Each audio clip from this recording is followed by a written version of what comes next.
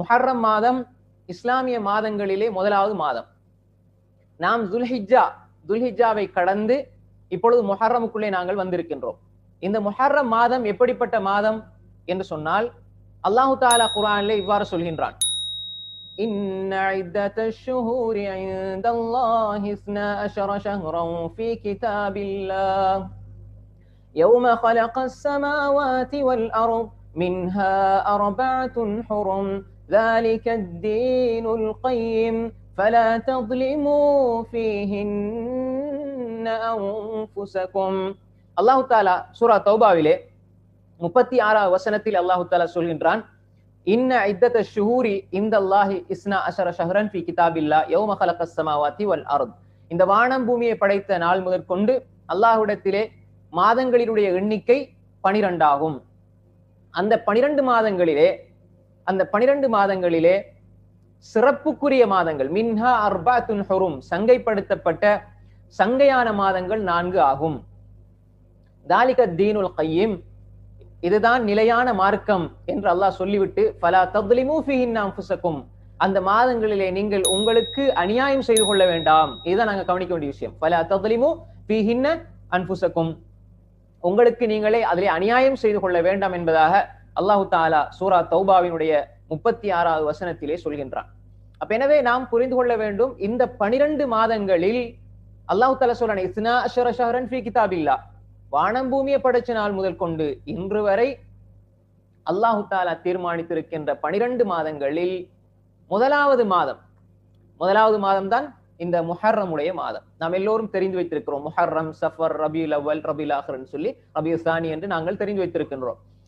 இந்த முஹர்ரம் மாதம் முதலாவது மாதம் என்பதை தாண்டி இன்னும் ஒரு சிறப்பு அதற்கு இருக்கிறது. முதல்ல நாம் இதை புரிஞ்சு கொள்ளணும். என்ன சிறப்பு அது?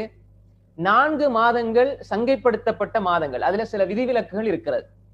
குறிப்பாக யஸ்அலூனக அனிஷ் ஷஹரில் ஹராமி கிதாலின் ஃபீ, இந்த மாதத்திலே யுத்தம் செய்வதை பற்றி அவர்கள் கேட்கிறார்கள். அல்லாஹ் தஆலா அதை குர்ஆனில் சொல்றான், குல் கிதால் ஃபீ கபீர், இதுல யுத்தம் செய்வது என்பது மிக பெரும் பாவம் என்பதாக அல்லாஹ் தஆலா சொல்கின்றான். ஹைர், நாம் இந்த சங்கைப்படுத்தப்பட்ட 4 மாதங்களில் ஒன்று, அதுல முதலாவது இந்த மாதம் என்பதை நாம் புரிந்து கொள்ள வேண்டும். முதலாவது என்றால் இந்த ஹிஜ்ரி ஆரம்பிக்கிறதுல முதலாவது மாதம். அதே போன்று இந்த மாதங்களை பொறுத்தவரையில் ரசூல் ஸல்லல்லாஹு அலைஹி வஸல்லம் அவர்கள் மிக தெளிவாக சொன்னார்கள்.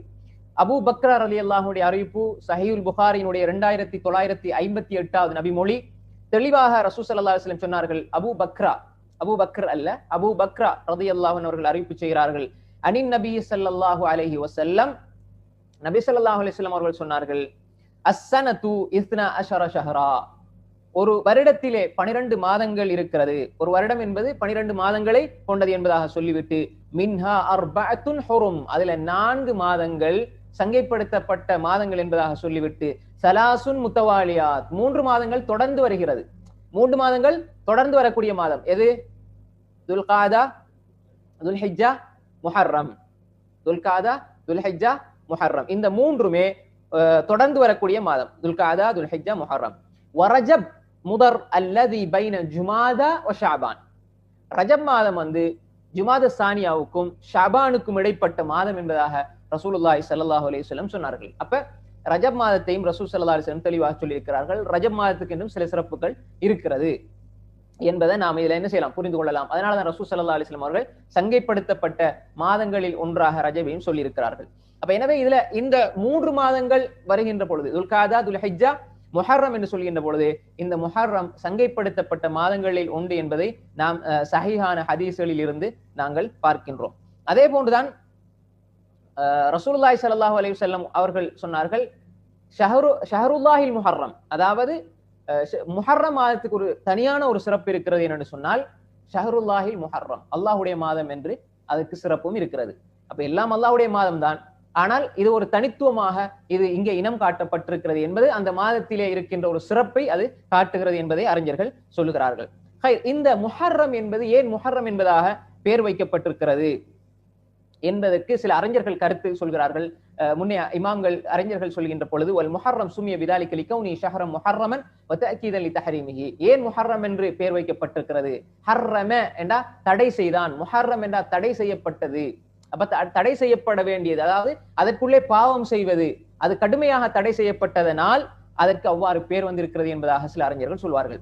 அதே போன்று அல்லாஹு தாலா இந்த மாதங்கள் குறித்து சொல்லுகின்ற பொழுது ஃபலா தظலிமு ஃபீஹின் அன்ஃபுஸக்கும், இந்த 4 மாதங்கள்ல குறிப்பாக துல்காதா, துல்ஹிஜ்ஜா, முஹர்ரம், ரஜப் இந்த 4 மாதங்கள்லையும் அல்லாஹு தாலா தெளிவாக ஒரு விஷயத்தை சொல்றான் என்றால் அர்பாத்துன் ஹுரும், 4 சங்கையான மாதங்கள் சொல்லி போட்டு ஃபலா தظலிமு ஃபீஹின் அன்ஃபுஸக்கும், நீங்கள் இந்த மாதங்களிலே உங்களுக்கு நீங்கள் அநியாயம் செய்து கொள்ள வேண்டாம். இதுல 2 வகையான அநியாயங்கள் இருக்கிறது. ஒன்று தனக்குத்தான் அநியாயம் செய்து கொள்றது, இன்னும் ஒன்று பிறருக்கு அநியாயம் செய்யறது. இந்த 2ஐயும் நீங்க செய்து கொள்ள வேண்டாம். ஏனென்றால் இதுல நாம் தெளிவாக புரிந்து கொள்ள வேண்டும். ஒருவர் தனக்குத்தான் எப்படி அநியாயம் செய்து கொள்வாரு? முதலாவது இன்ன ஷிர்க லதுல்முன் அதீம், இணை வைப்பு என்பது மிகப்பெரிய பாவம். அப்ப ஷிர்க்கு மிகப்பெரிய பாவம் என்றால் அதுக்கு பிறகு பிதாத், இணை வைப்பு, பிதாத் நூதன அனுஷ்டானங்கள், அதே போன்று பெரும் பாவங்கள், சிறு பாவங்கள் என்று அப்படியே வரும். அப்ப இது ஒரு மனிதன் தனக்குத்தான் அநியாயம் செய்து கொள்வது. பொதுவாக எல்லா காலங்களிலும் நீங்க இதை செய்யக்கூடாது. ஆனால் அல்லாஹ் அப்படி சொல்லி போட்டு அதிலும் குறிப்பாக, ஏன்னா இதுல இந்த காலத்துல செய்யப்படுற நன்மைகளும் அல்லாஹ்விடத்துல உயர்ந்த கூலிகளை பெற மாதிரி, பாவங்களுக்கும் அதுக்கு ஒரு உயர்ந்த ஒரு அதாவது அந்த பாவம் ஒரு பெரிதாக பார்க்கப்படும். அதாவது ஒரு பாவம் 5ஆக பார்க்கப்படும் அப்படியெல்லாம் இல்லை, அதாவது கொஞ்சம் கடுமையாக பார்க்கப்படும் என்பதை கத்தாதா அவர்கள் ரஹ்மத்துல்லாஹி அலைஹி சொல்கிறார்கள். இமாம் இப்னு கஸீர் ரஹ்மத்துல்லாஹி அலைஹி தஃப்சீர் இப்னு கஸீர்ல இந்த வசனத்துக்குள்ள விளக்கம் சொல்லியிருக்கிறார்கள்.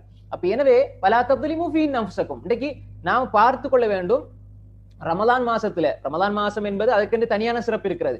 ரமலான்ல பாவம் செய்யற பயப்படுற பலர் முஹர்ரம்ல சர்வசாதாரணமாக பாவம் செய்வதை நாங்கள் பார்க்கிறோம்.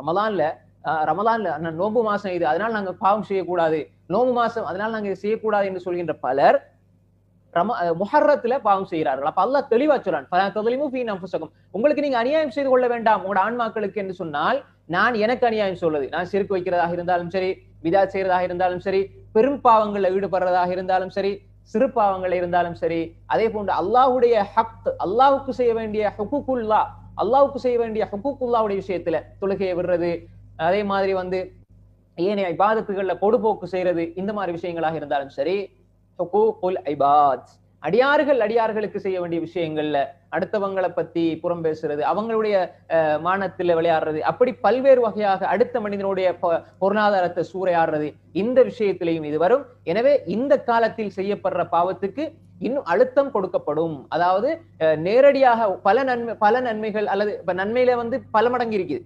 நன்மை செஞ்சால் நீங்க அல்லாஹ் தஆலா சொல்ற மஸலுல்லதீன யுன்ஃபிகூன அம்வாலஹும் ஃபீ ஸபீலில்லாஹ் கமஸலி ஹப்பத்தின் அன்பதத் சபஅ ஸனாபில் ஃபீ குல்லி சும்பலத்தின் மிஅத் ஹப்பா, ஸதகாவை சொல்லும் பொழுது அது என்ன அல்லாஹ் தஆலா விரிவாக அதை விளங்கப்படுத்துறான். கமஸலி ஹப்பத்தின் அன்பதத், ஒரு வித்தை நீங்க போட்டால் அது என்ன 7 கதிர்களை முளைச்சு அதுல 1 100 வருது, 700 அப்படி எல்லாம் வருது, அதுக்கு மேல அல்லாஹ் நானூறு கொடுக்கிறான். அதே மாதிரி மஞ்சாபில் ஹஸனதி ஃபலஹு அஷ்ரு அம்சாலிஹா, யார் ஒரு நன்மையை செய்தால் அவருக்கு அது 10 மடங்கு நன்மை கிடைக்கும் எல்லாம் வருது. இப்ப இந்த பாவத்தை செஞ்சா 10 மடங்கு பாவம் அப்படி மடங்கல்ல, கடுமையாக பார்க்கப்படும். அதாவது உதாரணமாக நாங்க சொல்றதாக இருந்தால், ஒரு ஒரு ஒரு பாவத்தை ஒரு ஆள் செய்யறாரு, ஒரு சாதாரண ஒரு பாவர மனிதன் செய்யும் பொழுது நம்ம சொல்லுவோம், சரி பாவம் செஞ்சிட்டாரு என்று சொல்லி நம்ம சொல்லுவோம். அதே இதை ஒரு கொஞ்சம் படிச்சவர், கொஞ்சம் உயர்ந்த அந்தஸ்தில் செய்யும் பொழுது நீங்க செய்யலாமா அப்படின்னு கேட்போம். அப்ப ரசூல் ஸல்லல்லாஹு அலைஹி வஸல்லம் அப்படி நடந்திருக்கிறாங்க. அது மாதிரி இந்த காலத்துல செய்யப்படுறது என்பது பாவம் கொஞ்சம் கடுமையாக பார்க்கப்படுகிறது என்பதை நாம் புரிந்து கொள்ள வேண்டும். ஃபலா தظலிமு ஃபீஹி அன்ஃபுஸக்கும்.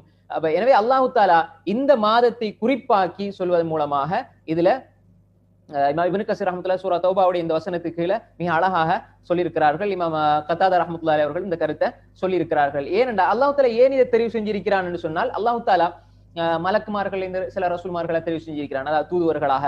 அதே மாதிரி அல்லாஹ் தஆலா மஸ்ஜிதுகள்ல சில மஸ்ஜிதுகளை அல்லாஹ் தெரிவு செஞ்சிருக்கிறான். அதே மாதிரி நாட்கள்ல ஜும்மா அல்லாஹ் தெரிவு செஞ்சிருக்கிறான். மாதங்கள்ல நோன்பு பிடிக்கிறதுக்கு ரமலானை தெரிவு செஞ்சிருக்கிறான். இது அல்லாஹ்வுடைய ஒரு நாட்டம். இதை நம்ம கேள்வி கேட்கிறது, ஏன் முஹர்ரத்துல மட்டும் பாவம் செய்யறது தடை செய்யப்பட்டிருக்கிறது, இவ்வளவு கடுமையாக சொல்லப்பட்டிருக்கிறது என்று சொல்லி நம்ம கேட்க முடியாது. ஏனென்றால் இது அல்லாஹ் நாடுகின்ற அடிப்படையிலே அல்லாஹ் தஆலா இதை கண்ணியப்படுத்துகிறான் என்பதைத்தான் இமாம் இப்னு கஸீர் ரஹ்மத்துல்லாஹி இந்த கருத்தையும் சேர்த்து தான் அதுக்குள்ள பதிவு செய்கிறார்கள்.